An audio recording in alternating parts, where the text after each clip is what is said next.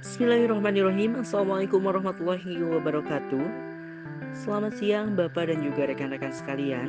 Yang kami hormati Bapak dosen pengampu, Bapak Desping on MPD, dan juga teman-teman sekalian dari kelas 2 DPGSD yang tentunya kami banggakan. Pada kesempatan kali ini kita berjumpa kembali dalam pembelajaran seni rupa di sekolah dasar. Tentunya pada kesempatan kali ini jensala kami dari kelompok 7 untuk menyampaikan materi mengenai evaluasi pembelajaran seni rupa di sekolah dasar. Ada pepatah mengatakan tak kenal maka tak sayang, maka izinkan kami untuk memperkenalkan diri terlebih dahulu. Adapun kami dari kelompok 7 terdiri atas yang pertama ada Teh Alia Aprilia Koswara dengan motonya yaitu warnai harimu dengan pengalaman. Kemudian ada Teh Lisna Maulidiasari dengan motonya yaitu yang sangat menarik, prinsip, satu kata yang sangat memiliki banyak makna. Barangkali Teh Lisna selalu berpegang pada prinsip-prinsip yang telah ditentukannya. Kemudian ada teman kami juga yaitu ada Kang Chandra Syairil Ihsan dengan prinsipnya, dengan motonya yaitu action with intention.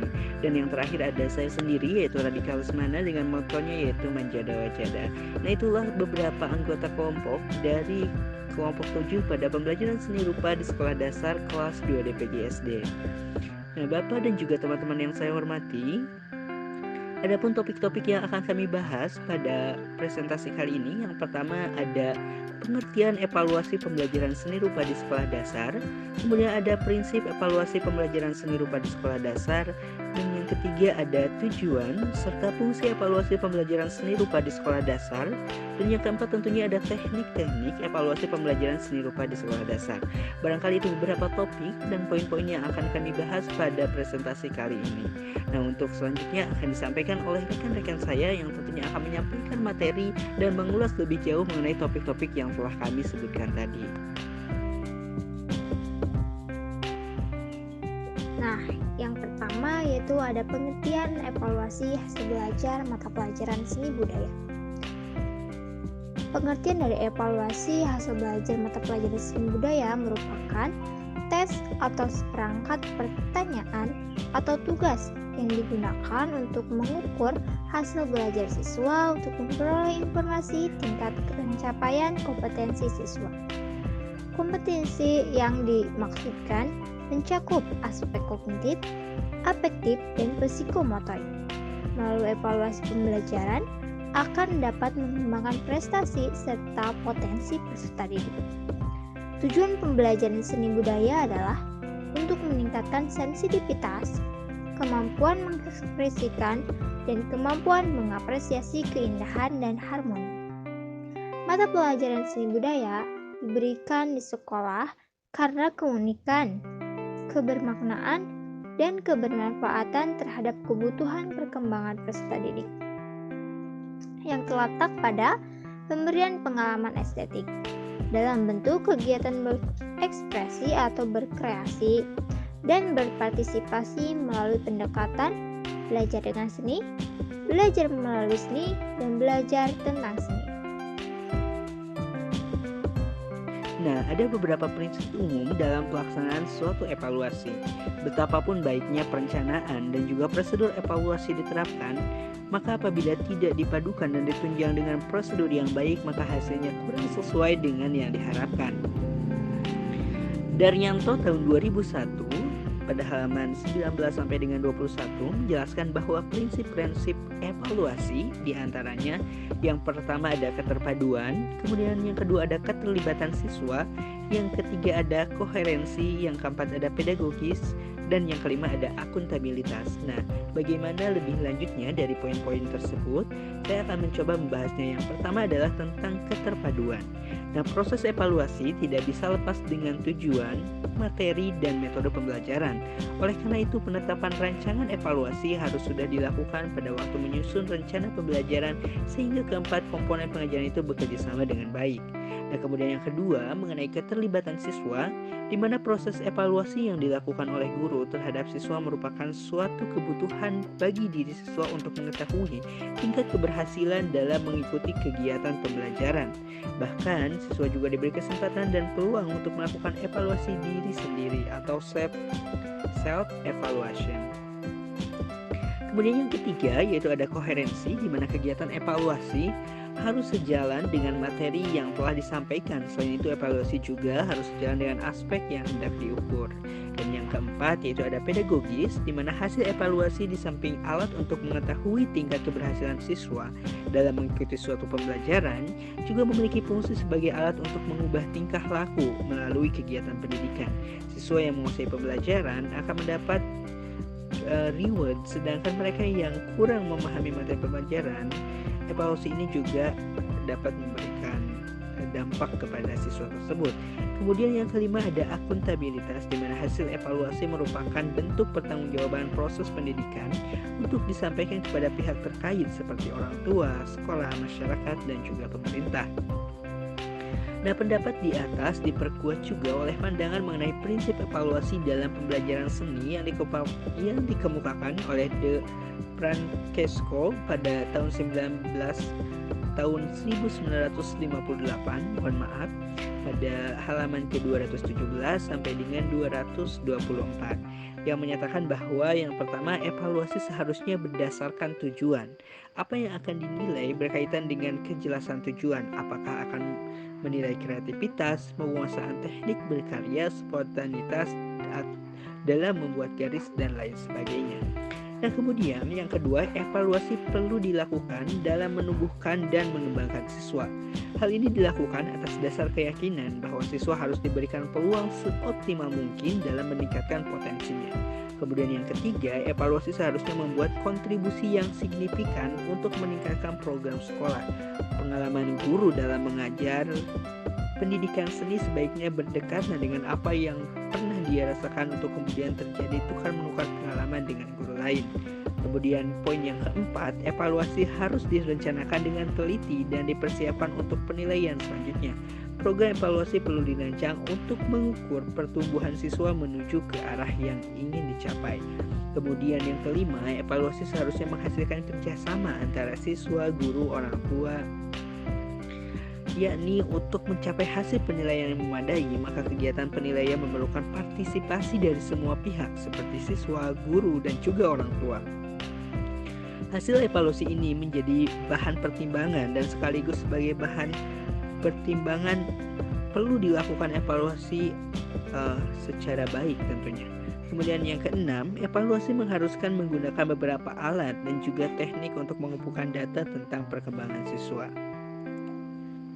Penggunaan alat evaluasi yang beragam dapat memberikan gambaran lebih objektif mengenai hal yang dinilai. Beberapa alat dan teknik evaluasi sudah dikembangkan oleh National Art Education Association. Di antaranya yang pertama adalah pertanyaan terbuka atau wawancara atau percakapan, kemudian ada pertanyaan singkat, rekaman tape mengenai kegiatan diskusi, catatan anekdot, kemudian ada folder individu, catatan individu siswa, kemudian ada center chart area minat siswa seperti melukis, tanah liat, dan lain-lain. Kemudian ada bagian evaluasi diri, class folder, foto, dan slide siswa yang sedang berkarya. Kemudian ada poin yang ketujuh, yaitu evaluasi hendaknya mencatat kemampuan dan memelihara penafsiran data tentang siswa. Kemampuan memelihara penafsiran data dimaksudkan agar guru konsisten dan mencukupi data seni para siswa dan prestasinya cukup. Kemudian ada penilaian sosial yang kedelapan, yakni guru perlu melakukan kegiatan observasi, mencatat, membandingkan dan menganalisis perhatian yang berkaitan dengan siswa dalam hubungannya dengan kelompoknya. Kemudian ada poin yang ke-9, di mana evaluasi mendorong kegiatan penelitian, eksperimen, dan progres, yakni evaluasi yang dilakukan hendaknya mendorong guru untuk meningkatkan penelitian dalam upaya meningkatkan kemampuan siswa dan juga dirinya.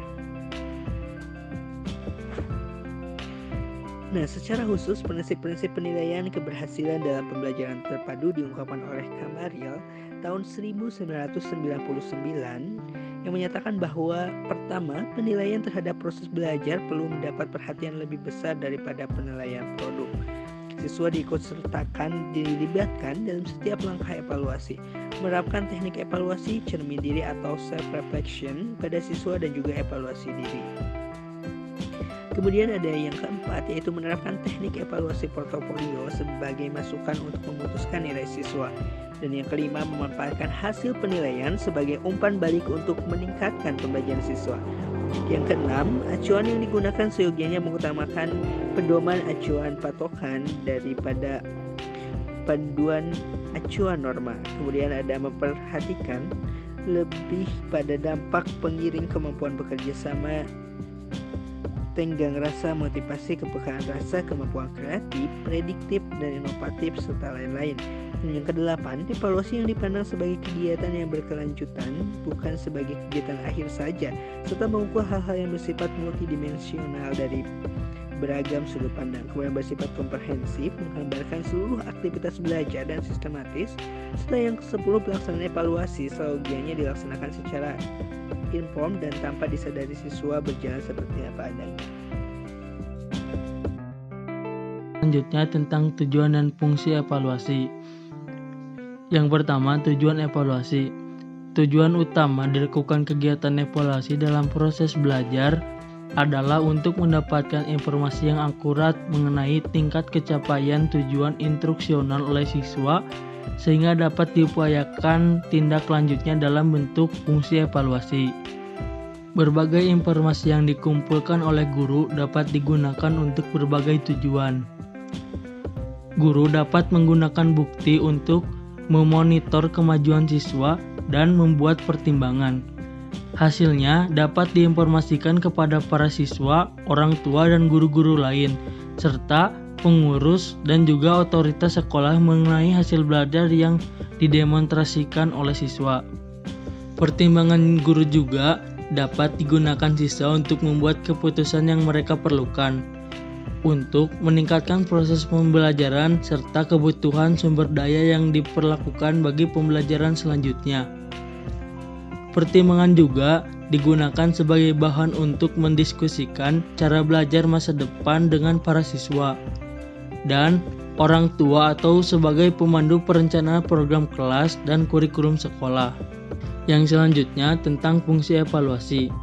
Kegiatan dan hasil evaluasi dalam konteks pendidikan dan pembelajaran dilakukan di sekolah mempunyai fungsi diantaranya. Yang pertama itu ada fungsi penempatan, fungsi formatif, fungsi diagnostik, dan juga fungsi sumatif. Yang pertama ada fungsi penetapan. Kegiatan evaluasi, guru dapat menyeleksi siswa. Contohnya, memilih siswa untuk diterima di sekolah tertentu, menentukan siswa apakah naik kelas atau tidak, dan juga menentukan siswa yang akan mendapat beasiswa dan sebagainya. Yang kedua, fungsi formatif.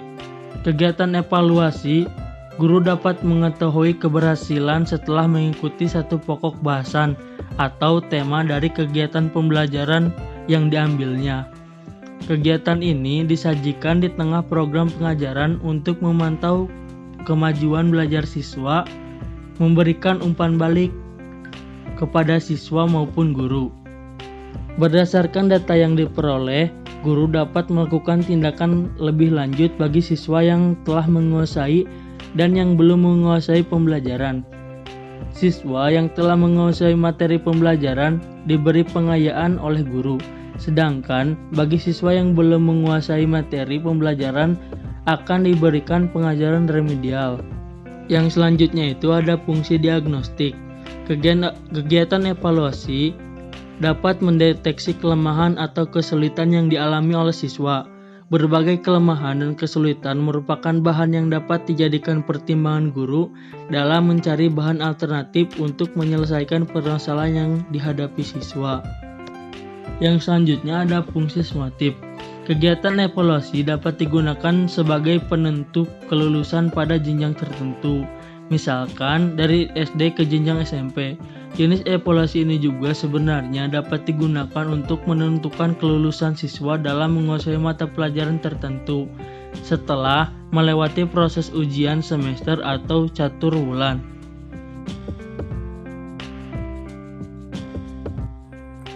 Untuk yang terakhir ada teknik evaluasi. Pembelajaran seni dapat memberikan pengalaman estetik melalui kegiatan apresiasi dan kreasi. Pengalaman estetik tersebut ditampilkan dalam pengalaman menghayati nilai keindahan melalui pemaknaannya. kualitas penghayatan nilai keindahan dilakukan dengan mempertimbangkan aspek fisik dan psikologis peserta didik. Teman-teman, ada 9 teknik penilaian yang dapat digunakan dalam mengevaluasi mata pelajaran seni. Yang pertama yaitu ada observasi, tes praktek, penugasan, tes lisan, portofolio, jurnal, evaluasi diri, penilaian antar teman, dan tes tertulis. Masing-masing teknik evaluasi memiliki karakterisasi dalam penerapannya, itu disesuaikan dengan karakter materi dan kompetensinya. Dan secara lengkap, ke-9 teknik evaluasi ini akan dijabarkan sebagai berikut. Yang pertama ada observasi. Observasi merupakan teknik evaluasi yang dilakukan dengan menggunakan pengamatan langsung. Penerapan teknik observasi dapat dilakukan oleh guru, baik untuk mengevaluasi kompetensi apresiasi maupun kreasi. Pelaksanaan evaluasi dengan teknik observasi pada kompetensi apresiasi dan kreasi dapat dilakukan dengan melihat perilaku siswa selama melakukan apresiasi atau berkreasi. Teknik observasi memerlukan persiapan guru untuk membuat pedoman observasi sebagai bentuk instrumennya. Keunggulan teknik observasi adalah praktis dan objektif karena indikator telah tersusun. Kelemahannya adalah memerlukan waktu yang cukup lama untuk melakukannya dalam kelas serta memerlukan kejelian guru untuk membedakan tingkat keberhasilan siswa. Yang kedua ada tes praktek. Tes praktik atau tes kinerja adalah teknik evaluasi yang menuntut siswa untuk mendemonstrasikan kemahirannya. Tes praktik atau tes kinerja ini memiliki 4 bentuk instrumen yang memiliki karakteristiknya masing-masing. Keempat bentuk instrumen tersebut antara lain tes tulis keterampilan, tes identifikasi, tes simulasi, dan tes petik kerja. Tes praktik kinerja berupa tes tulis keterampilan dapat dilakukan guru untuk melihat tingkat pencapaian kognitif dan afektif siswa. Selanjutnya, tes identifikasi dilakukan untuk mengukur kemampuan mengidentifikasi sesuatu berdasarkan fenomena yang ditangkap melalui indera. Selanjutnya, tes simulasi dilakukan untuk mengukur kemahiran bersimulasi memperagakan suatu tindakan. Dan tes uji petik kerja dilakukan untuk mengukur kemahiran mendemonstrasikan keterampilannya. Untuk yang selanjutnya ada teknik penugasan. Penugasan adalah teknik evaluasi yang menuntut siswa untuk menyelesaikan tugas di luar kegiatan pembelajaran di kelas. Teknik evaluasi penugasan dapat diterapkan untuk kompetensi apresiasi maupun kreasi atau ekspresi. Penugasan dapat dilakukan dalam bentuk individual atau kelompok. Bentuk instrumen penugasan ada 2, yaitu tugas rumah dan tugas proyek. Tugas rumah adalah tugas yang harus diselesaikan di luar jam pelajaran. Sedangkan tugas proyek adalah tugas lapangan yang diberikan kepada siswa untuk melakukan aktivitas nyata. Kegiatan aktivitas nyata meliputi perancangan, pelaksanaan, dan pelaporan hasil secara tertulis maupun lisan. Yang keempat ada teknik tes lisan. Tes lisan adalah tes yang dilakukan melalui komunikasi langsung antara guru dengan siswa. Pertanyaan dari guru dan jawaban dari siswa disampaikan dalam bentuk lisan. pelaksanaan tes lisan, harus disiapkan dahulu daftar pertanyaannya untuk memudahkan guru dalam memberikan pertanyaan. Selain itu, kriteria penskoran juga perlu disusun terlebih dahulu untuk menghindari kesalahan dalam penskoran. Keunggulan tes lisan adalah memberikan kesempatan kepada siswa untuk berani mengemukakan pendapatnya dan menghindari kemungkinan mencontek seperti pada tes tertulis. Kelemahannya adalah bagi siswa yang sulit mengemukakan pendapatnya akan kesulitan. Untuk yang selanjutnya ada teknik portofolio. Portofolio terdiri dari kumpulan karya siswa yang diorganisasikan untuk mengetahui perkembangan atau prestasi atau kreativitas siswa dalam kurun waktu tertentu. Evaluasi portofolio pada dasarnya mengevaluasi karya-karya siswa secara individu pada satu periode untuk suatu mata pelajaran. Akhir suatu periode, hasil karya tersebut akan dikumpulkan dan dievaluasi oleh guru dan siswa itu sendiri. Keunggulan penilaian portofolio adalah mengetahui kemajuan perkembangan peserta didik dalam pelajaran seni. Penilaian portofolio dapat dilakukan untuk kompetensi apresiasi maupun kreasi atau ekspresi dengan mengumpulkan tugas-tugas siswa. Untuk teknik yang selanjutnya ada jurnal.